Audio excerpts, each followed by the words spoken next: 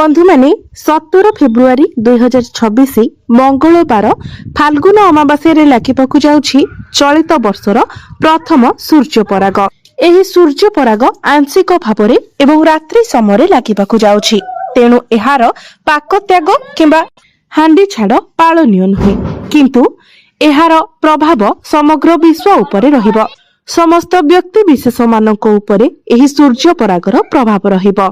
12टी जाक राशि मानक उपरे मध्य एहार प्रभाव रहिब, जहा फଳରେ 12टी जाक राशिर व्यक्ति विशेष मानकर जीवन रे एही महासूर्य पराग ठारू किछि ना किछि परिवर्तन निश्चित भाବରେ हेब। आपणकर जीवन रे किछि विशेष घटना घटिब। तो आजिर एही भिडियो रे आमे माने मीन राशिर व्यक्ति विशेष मानक पई एही सूर्य पराग किभଳି रहिब से विषय रे आलोचना करिबा। मीन राशिर व्यक्ति विशेष मानक पई एही सूर्य पराग शुभ रहिब ना अशुभ रहिब, आपणकर जीवन रे केउ सब बड़ परिवर्तन हेब से विषय रे जानिबा पई आपण माने भिडियोटी को स्किप न करी शेष पर्यंत निश्चय देखंतु एवं भिडियोटी को लाइक करी चैनल टी को सब्सक्राइब करी दियंतु।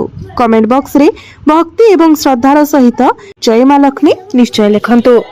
तो बंधु माने आसंतु आरंभ करिबा आजिर एही कार्यक्रम को, जहां आपणकर जन्म राशि तथा चंद्र राशि उपरे आधारित अटे। तेबे राशि चक्रर 12 गोटी राशि मध्यरु अंतिम राशि हेउची मीन राशि।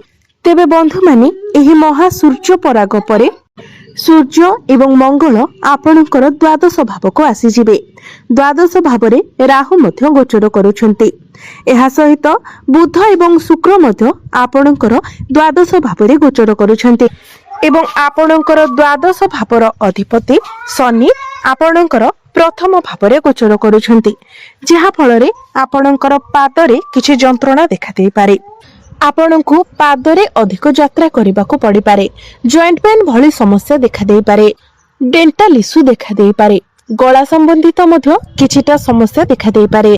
तो बंधु माने आपण जेते पारिबे बाहर खाद्य को अवॉइड करबा पई चेष्टा करंतु। Oily food, junk food, fast food ए सब ठारू आपण दूरे रहंतु।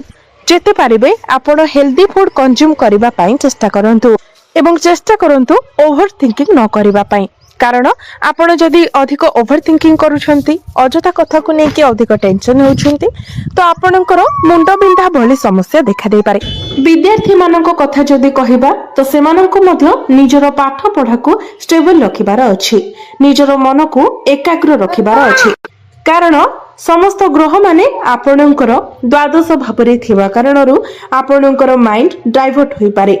पाठ पढ़ारे आपणकर आग्रह न आसी पारे, तेणु आपण चेष्टा करंतु अन्य केउथिरे समय न देई निज पाठ पढ़ारे समय देबा पाई, नचेत आपणकर पाठ पढ़ारे समस्या देखा देई पारे।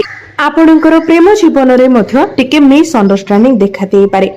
छोट छोट कथा को नेकी आपणक मध्यरे कଳି झगड़ा होई पारे, मनांतर मतांतर होई पारे, कारण आपण ही छोट छोट कथा को धरी बसिबे। तेणु आपण चेष्टा करंतु छोट छोट कथा को बड़ न करिबा पाई। आपणक मध्यरे आपण अंडरस्टैंडिंग ठीक रखिबा पाई चेष्टा करंतु, नचेत आपणक मध्यरे मध्य समस्या देखा देई पारे। किंतु गुरुंकर स्थिति जेहेतु भल रहुछि, तेणु आपणक मध्यरे सब किछि ठीक हेबार संभावना मध्य अधिक रहुछि। तेणु आपण चेष्टा करंतु ए सब को एडजस्ट करि नेबा पाई। वैवाहिक जीवन कथा जदि कहिबा तो आपणकर वैवाहिक जीवनर अधिपति बुध मध्य आपणकर द्वादश भावरे गोचर करिवे एवं राहुଙ୍କ सहित गोचर करिवे।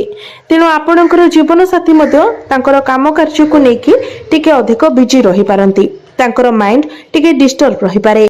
एहा व्यतीत आपणक जीवन साथींकर स्वास्थ्य रे मध्य किछिटा समस्या देखा देई पारे।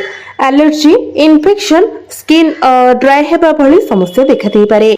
तो वैवाहिक जीवन आपणकर एवरेज रहिबो, बहुत बेसी भलो नुहे किबा बहुत बेसी खराब मध्य नुहे। भाग्य कथा जदि कहिबा तो 23 फेब्रुआरी पर्यंत भाग्य आपणकर प्रबल रहिबो, कारण आपणकर भाग्य भावर अधिपति मंगल आपणकर एकादश भाव लाभ स्थान रे उच्च स्तर होउछंती, तेणु प्रत्येक क्षेत्र रे आपणको सफलता मिलिबो। भाग्य बल आपण अल्प परिश्रम अधिक सफलता लाभ करें। आपण जो भी कार्य हाथ देवे से आपण को सफलता निश्चित भाव में प्राप्ति हेबा एवं आपणकर अटकी रही कार्य आग को बढ़िबो। तो बंधु मैंने भाग्य संबंधित आपण जहाँ भी निर्णय नेबा पाई जाउछंती ताहा 23 फेब्रुआरी मध्य करने चेष्टा करंतु, कारण तापरे मंगल आपणकर द्वादश भाव को चली जिबे एवं सेठारे मंगल आपणको सेतेटा शुभ फल प्रदान करि परिबे नाही। क्यारियर कथा जदि कहिबा तो क्यारियर आपणकर बहुत भल रहिबो, कारण आपणकर क्यारियर भाव दशम भावर अधिपति एवं प्रथम भावर अधिपति गुरु आपणकर चतुर्थ भावरे सुख भावरे गोचर करूछंती एवं गुरुंकर दृष्टि आपणकर चतुर्थ भाव उपरे रहुछि, जहा फलरे क्यारियर रे आपणको अनेक किछि अचीवमेंट मिलि पारे। क्यारियर रे आपणको किछि बड़ अपॉर्चुनिटी मिलि पारे। आपण आपणकर क्यारियर को नेकी जहाँ भी किछि भाबिथिले, जहाँ भी किछि स्वप्न देखिथिले से सब आपणकर पूर्ण हेबाको जाउछि।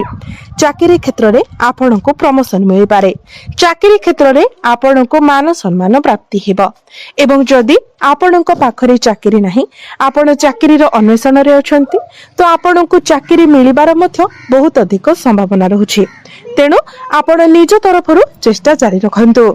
आपणको पाखकु जेते रेस्पॉन्सिबिलिटी आसिले भी जेते काम आसिले भी आपण ताको गुरु हेउछंती ज्ञानर कारक ग्रह, तो आपणको मथिरे ज्ञान बढ़िबो, मैच्योरिटी लेवल बढ़िबो। आपण निजर ज्ञान बलरे अनेक किछि हासिल करि परिबे। बिजनेस कथा जदि कहिबा तो बिजनेस रे आपणकर खर्च बढ़िबो, कारण बुध एवं शुक्र आपणकर द्वादश भावरे गोचर करूछंती।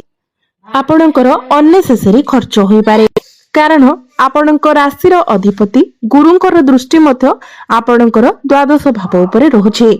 आपण आपणकर बिजनेस काम को नेकी दूर यात्रा मध्य करि पारंती, घर ठारू दूर को जाई पारंती। तो एबे आसंतु जानिबा किछि उपाय किछि प्रतिकार विषय रे। जो प्रतिकार गुड़िक करिबा द्वारा जहाँ सब अशुभत्व रहुछि से गुड़िक खंडन होइजिबो एवं आपणको अधिक मात्रा रे शुभ फल प्राप्ति हेबो।